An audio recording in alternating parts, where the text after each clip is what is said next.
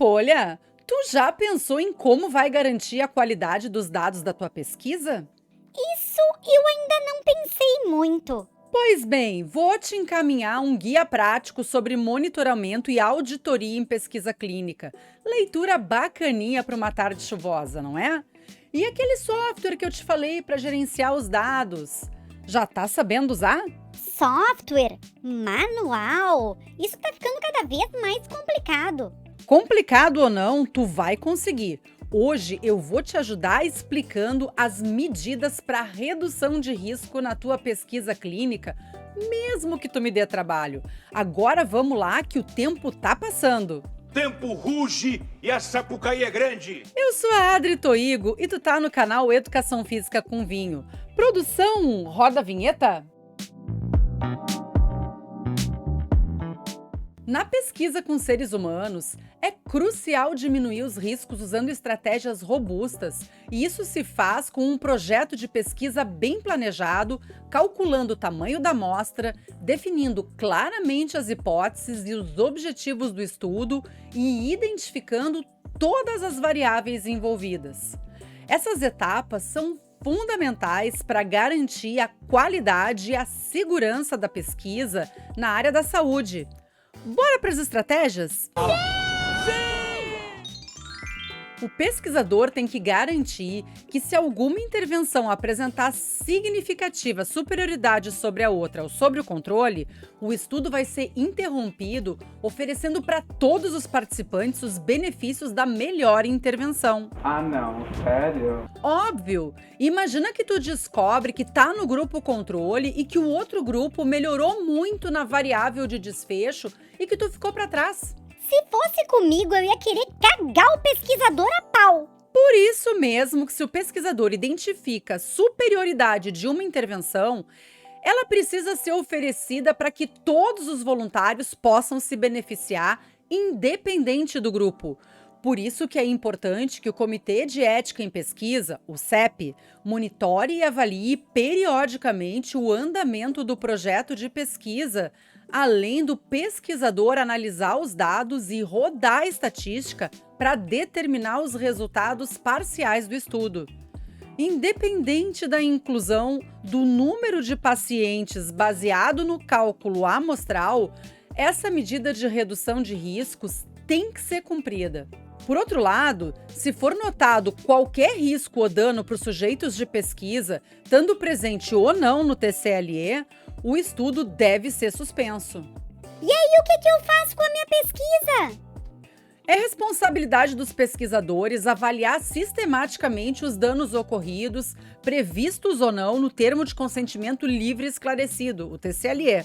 Além disso, o CEP tem que ser notificado e, junto com os pesquisadores, definir pela suspensão ou não do estudo em andamento.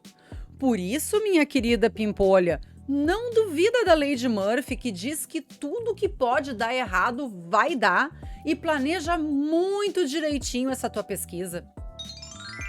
Evita fazer perguntas constrangedoras e dá liberdade para o sujeito de pesquisa não responder o que ele não tiver vontade.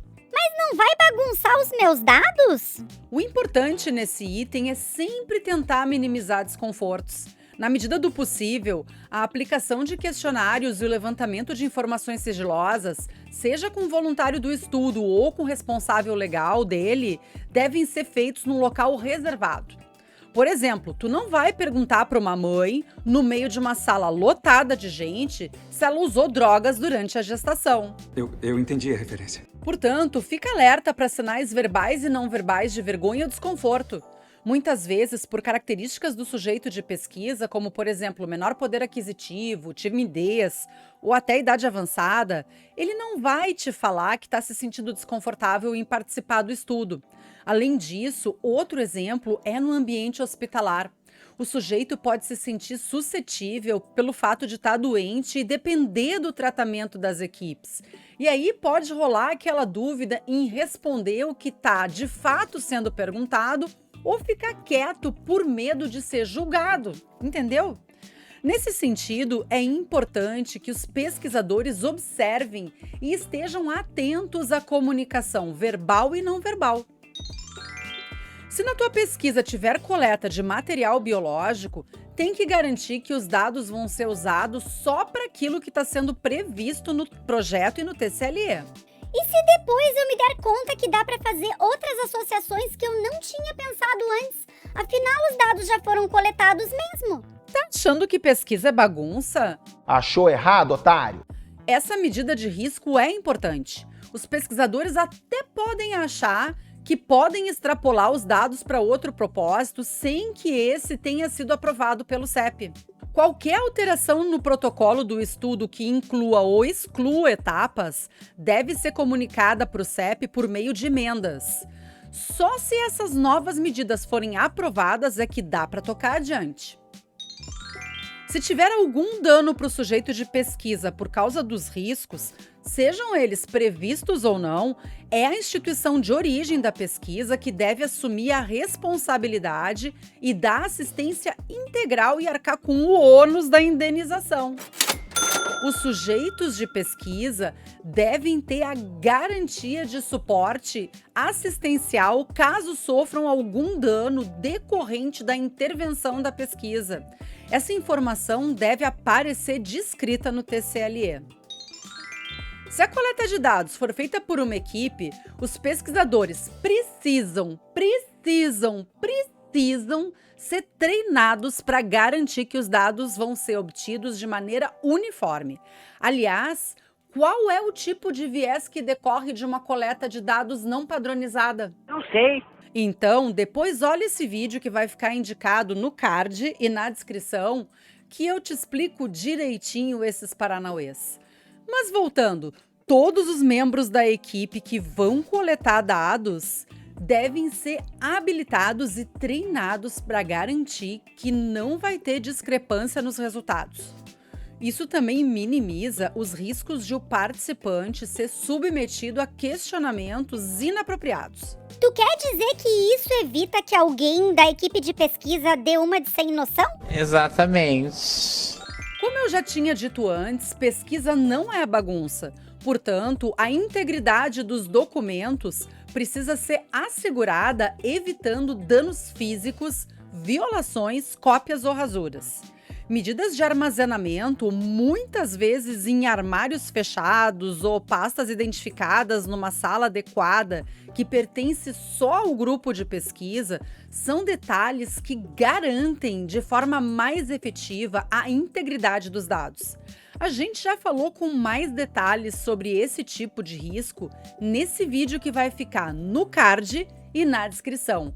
E já que estamos falando desse assunto, eu aproveito para lembrar que o sigilo, a confidencialidade e a privacidade dos dados deve ser garantida porque o pesquisador não pode expor os sujeitos de pesquisa à divulgação de imagens ou informações privativas que poderiam trazer prejuízos em termos de autoestima ou até mesmo danos financeiros.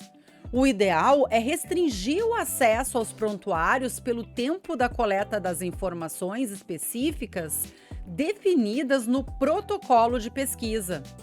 É importante que o pesquisador direcione a coleta apenas para as informações necessárias que contribuem com a definição das variáveis em estudo. Investigar e compartilhar dados desnecessários é pura bucha, porque isso traz risco para o sujeito da pesquisa. Portanto, trata de guardar esses dados a 7 chaves. Mesmo depois que a pesquisa acabar? Normalmente, depois que a pesquisa termina, os dados ficam armazenados em local seguro por 5 anos. E depois, ou o pesquisador destrói os registros digitais, ou taca fogo se os dados forem coletados em papel. E é isso mesmo, taca fogo ou passa no picador de papel. Não me inventa de deixar isso para o lixeiro pegar, porque pode ser que antes disso acontecer, os dados caiam em mãos erradas e aí... Vai dar merda, vai dar merda. Se der, se evita o uso do placebo. Alguns estudos vinculados à área da psiquiatria apresentam taxas de resposta ao placebo muito altas. Só que é difícil justificar o uso de placebo em estudos em que se compara um tratamento padrão, já com benefícios estabelecidos na literatura, a uma substância farmacológica sem princípio ativo. Por isso, o uso do placebo deve ser plenamente justificado em termos de não maleficência e risco aos participantes. Tá bom.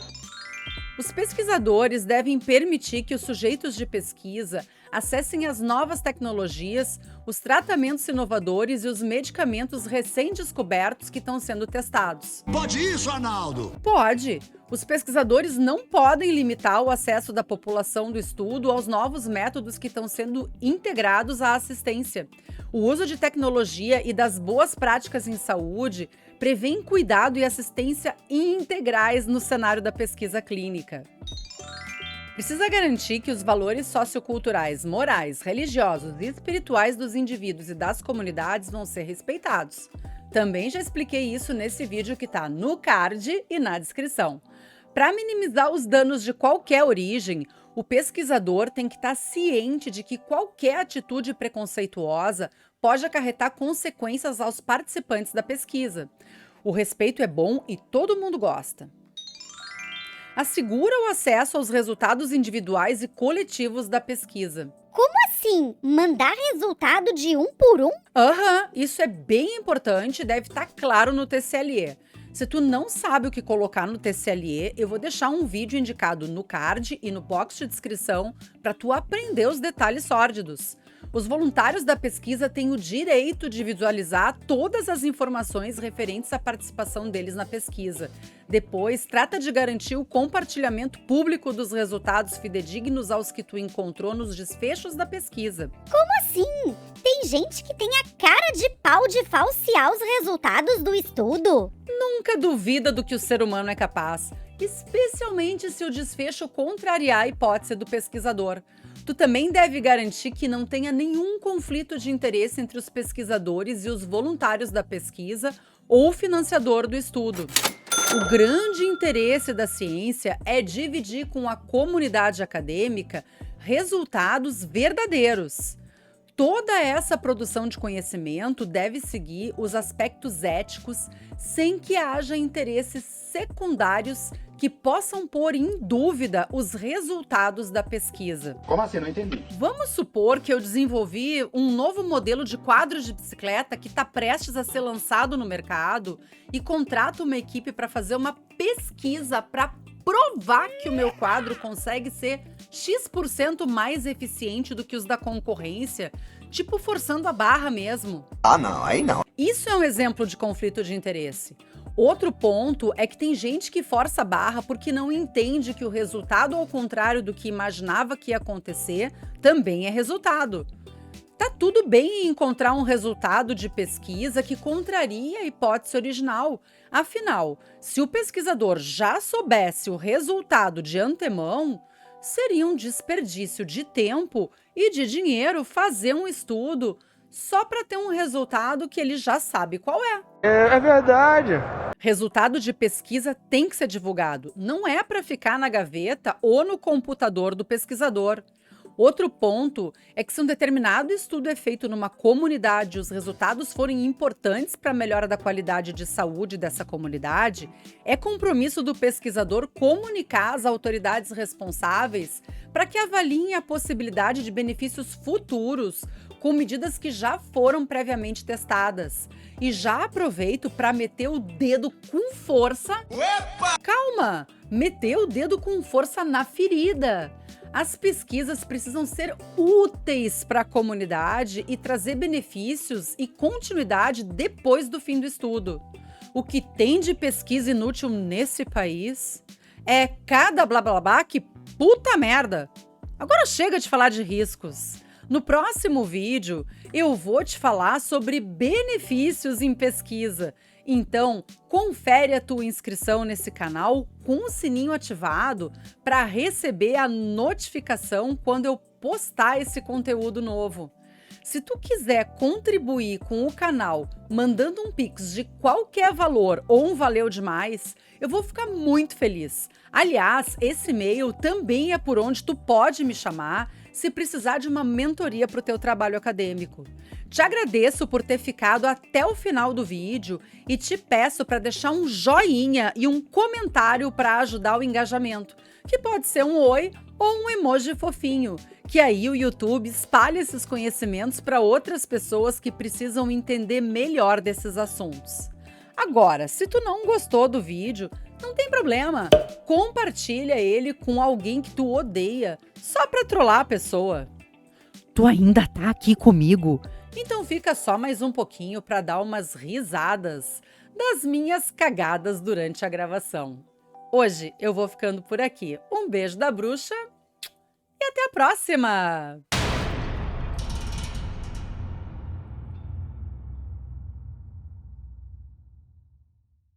E contrata uma equipe para fazer uma... Puta que pariu! Palavrão não. Bati no microfone. Sobre a outra, ou sobre o controle... Ah, começou, né? Já começou, no início. Você tá brava? Precisa garantir que os valores sócios...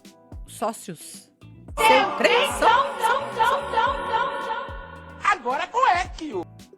Precisa garantir que os valores socioculturais, morais e religiosos... Eita, de novo! Credo.